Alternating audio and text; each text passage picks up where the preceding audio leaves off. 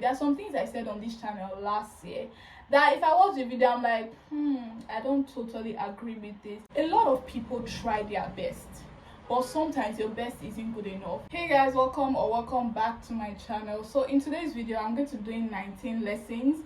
I did one last year, 18 lessons. I just turned 18, and this is a new year, so I'm going to be giving you guys 19 lessons that I've learned over the past year. So if you enjoy videos on lifestyle, growth, or self-development, that is my content specialty, so make sure you subscribe to the channel. By the way, if you hear noise outside, it's because it decided to rain. So the first lesson I've learned over the past year is that if you can't win by being better, you can win by being different. I feel like a lot of things are so saturated. What you want to do, somebody else has done it, is planning on doing it, or is about to do it, right? So if you can't win by being better, because a lot of people have better equipment, a lot of people have better degrees, a lot of people have better or higher level of qualifications, you can win by being different. Find a unique factor, find something unique that you can bring to the table, find something that you can do that nobody else can do. Even if you are doing the same thing as your colleagues or as other people in the same field as you, find a unique touch to it, find a unique factor, find something that is different, that they're like, oh, if this person is doing it, there's no one else that can do it how this person does it. Find a unique method to add spice to what you are doing. So the second lesson is, not everybody is your friend. Not everybody is your friend. You need to learn to put people in different categories. Normalize calling people your classmates, normalize calling people your schoolmates, normalize calling people acquaintances, people you just know. Not everybody is your friend. That is something that I truly learned and internalized this year. And also with friendship, learn to put people in different friendship categories, right? There are seasonal friendships, there are lifetime friendships, there are friendships that even if you guys are halfway across apart from each other, you know that this person is your ride or die, you know that this person will always come through for you. Those are lifetime friendships. There are seasonal friendships that maybe for a short period of time you guys are friends, maybe in your high school years, and you guys eventually faded out and grew apart, or in like your uni days when you guys eventually also grow apart, because people grow apart. And growing apart is, I think, one way to know that, oh, this was actually a seasonal friendship. So the third lesson I've learned is that mindset is key. Mindset is so important. And the Bible says, out of your heart flows the issues of life. So you need to know and understand how your mind works. When you understand how your mind works, you understand how you speak. Because how you think is how you speak. How you speak is how your life is. How you treat yourself is how people are going to treat you. So you need to change your mindset. Once you change your thinking pattern, once you change your thought pattern, you change the way you speak.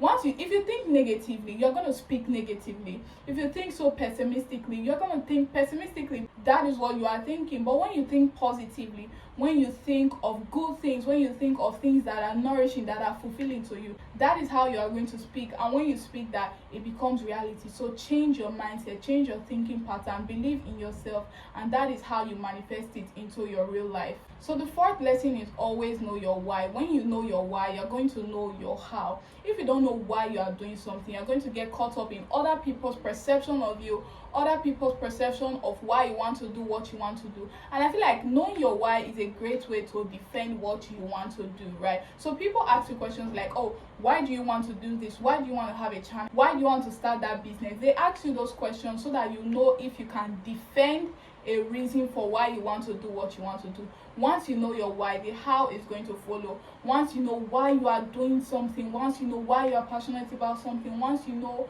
why you want to start that business, or why you want to study that degree, or why you want to follow that career path, you're going to know the steps for you to take in order for you to get there. So always know your why. Anytime you want to give up, anytime you feel like quitting, anytime you feel like you are not good enough, always remember your why. So another lesson that I have learned is that God is the greatest, God is the biggest, God is everything, and God is good. God, like having the God factor, having the God factor in your life, having the God factor in your business, having the God factor in your academics is life changing. It is the foundation for anything and everything that you want to do.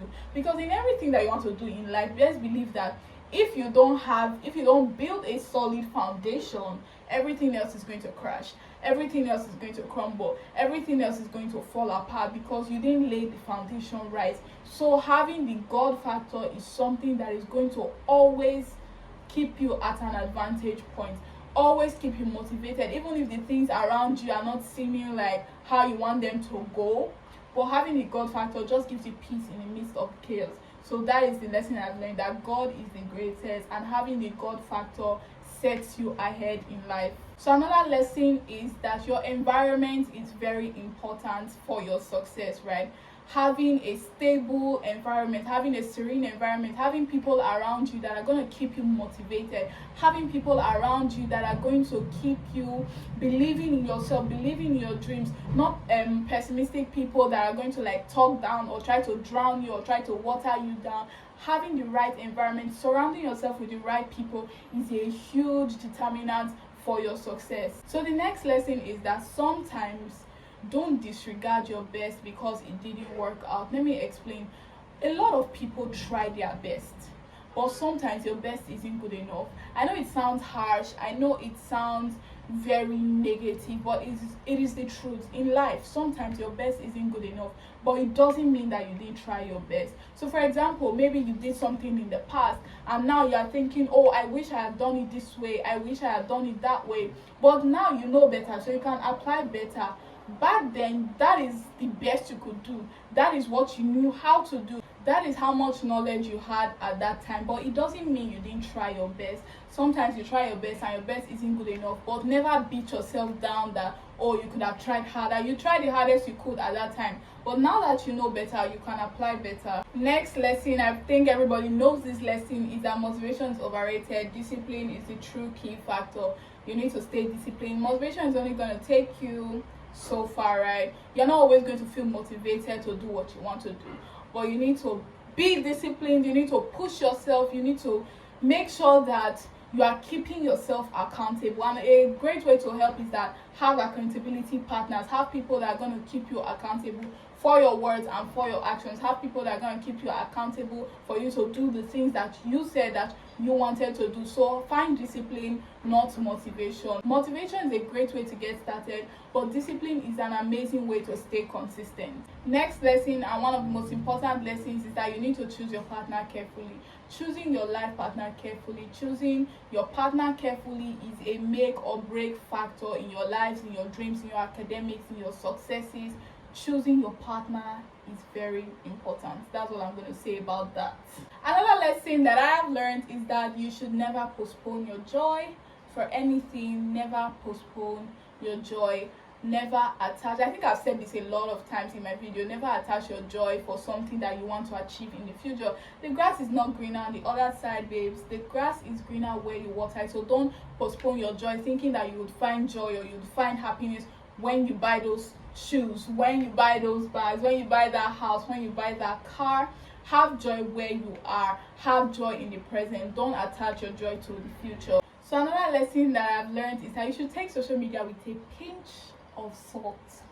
Take social media very lightly. Social media is not real life. If you compare yourself, if you constantly compare yourself, and also mind the people you follow, I think that's a great way to help in this social media and comparison stuff. Follow people that you know are doing what you want to do. Follow people that are going to inspire you. Follow people that are going to educate you. Follow people that are going to entertain you. But don't follow people because maybe you like their lifestyle or you want to live their lifestyle, because that can leave room for jealousy. Social media is not real life. Everybody is showing their best self. Everybody is showing their highlights. Nobody is showing you 0%. Everybody wants to try to show you 100%, and you are going to do the same thing. So try to take social media with a pinch of salt. Another lesson is that you need to know what success means to you. You need to define what success means to you. I said this in 18 lessons, and I'm going to say it again so that it sticks to your mind and it sticks to your brain, that you need to know what success means to you. If not, you're going to get caught up in other people's definition of success, in other people's definition of fulfillment, in other people's definition of purpose. Know what success means to you so that you can live your life accordingly. So the next lesson is that the pain of discipline is always going to be better than the pain of regret. So you need to choose your pain. You need to choose your struggle. And most times we regret the things we don't do more than the things we actually did. So we're always going to question, oh, what if I had started the business? What if I had done this? What if I had done that? But if we regret the things we did, at least it's like a lesson learned, if you know what I mean. So it's like, even if maybe I embarrassed myself, maybe I found myself cringy, maybe I flopped, maybe I did something that I was not supposed to do, but it's lesson learned for the next big thing that you want to do. So oftentimes we regret the things that we don't do more than the things we do. It's better for you to do something and have the knowledge and have the experience and have the exposure and know how you can improve than not doing it at all just because of fear. Because I feel like the fear and the regret of what if, that thing is going to keep on playing in your mind. So choose the pain of discipline over the pain of regret. Next lesson is that you are not a self-improvement project. Learn to give yourself grace. Learn to take it easy with yourself. Learn to speak life into yourself. Even if there are bad qualities that you have that you want to improve, learn to embrace the good qualities that you have also. Next lesson is that there is always a price to be paid. For every success, for every failure, there is some sort of price to be paid. A lot of people just see things and they want the result without paying the price. They want the result without making the sacrifice. They want the result without doing the work. There is always a price to be paid for everything that you are doing. And I'm not talking about money. I'm talking about sacrificial prices. I'm talking about giving up something in order for you to get something better. I'm talking about giving up friendships in order to make room for new friendships. Just know that there is always a price to be paid. Next lesson is that you need to allow people. I think one of the most important lessons also is that you need to allow people to do what they want to do so that you would know what they would rather do. Okay? So allow people to do.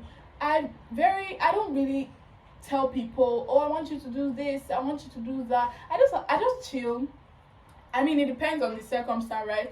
But oftentimes, I just chill and allow people to live their lives, allow people to do what they want to do so that you would know what they'd rather do. Because if you allow people or if you tell people what you want to do, they're going to do it because maybe they want something from you, they want a favor, they want you to like them, they want you to do something for them, so they're going to do what you want them to do. But sometimes take a step back. Don't just be like, I want you to do this, I want you to do that, I want you to do this and this and that. Sometimes you need to allow people to do what they want to do so that you know what they would rather do and you know how to move accordingly. Next lesson, one of the most important as well, is that you need to save money. Invest in yourself, invest in your looks, invest in your education, invest in knowledge, invest in experience, invest in memories. Just invest in yourself and also save money for the future. Save money because you don't know what will happen tomorrow. Save money, and also investing is much more important. Invest in knowledge. Invest in knowledge, invest in yourself, invest in your looks, invest in something that is going to make you more money. Something that rich people get rich by investing. They don't get rich by saving. No one is ever truly rich by saving their money, because you are saving your money, and by the time you want to use up that money is not going to be worth much again. As regards to when you started saving it, that money is not going to be worth much again. So when you invest your money, you know that your money is going into something that is going to make you much more money. Okay, so invest and save today. Next lesson is that people are not hypocrites for changing. I can say something today, and if I decide to change my mind tomorrow, I can change my mind. If I decide to change my mind next 1 year, I can change my mind. There are some things I said on this channel last year that if I watch the video, I'm like, I don't totally agree with this. It's not because I'm a hypocrite. It's not because I am fake. It's just because I have evolved. It's just because I have changed. Just because my mindset have changed. It's just because that I have grown as a person. So my opinions can change. So people are not hypocrites for changing their opinions. People are not hypocrites for speaking against things that they did in the past. So maybe I did something in the past and now I'm advocating for you not doing that thing. It doesn't mean I'm a hypocrite or I'm fake. It just means that I've opened my eyes. It just means that I have grown above those things. I have grown past those things. So people are not hypocrites for changing. Changing is a part of life. If you are not changing, then you are not living. So my final lesson for today's video is that how people treat you is not necessarily a reflection of you, right? So people talk from their POV, people talk from their point of view, people talk from how they feel on the inside. So you don't necessarily have to internalize everybody's opinions. You don't have to internalize what everybody has to say about you, because people talk from their point of view. So learn to not take things so personally. If somebody is hating on somebody, it means that that person is already hating on themselves.